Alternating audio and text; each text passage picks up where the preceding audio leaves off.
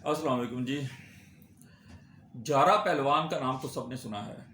وہ اکثر کہا کرتے تھے کہ اصل جو اولاد جو آپ کی بیوی کے بدن سے پیدا ہوئی وہ آپ کی اولاد یعنی بیٹا یا بیٹی نہیں، بلکہ اصل اولاد وہ ہے جو آپ کے شاگرد ہیں اور آپ سے جنہوں نے آپ کا علم حاصل کیا، آپ کا اسکول آف تھاٹ حاصل کیا اور آپ سے حاصل کرنے کے بعد وہ آپ کے جانشین بنے اور پھر وہ آپ کی اولاد، اصل اولاد کی حیثیت اختیار کر گئے.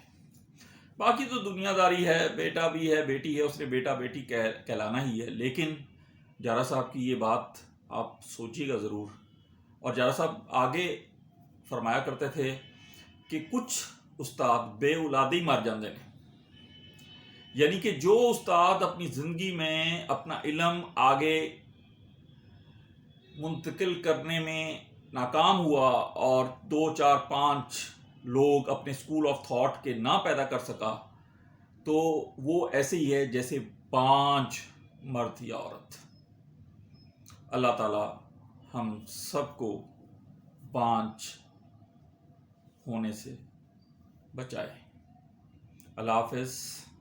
اپنا اور اپنے گھر والوں کا خیال رکھیے.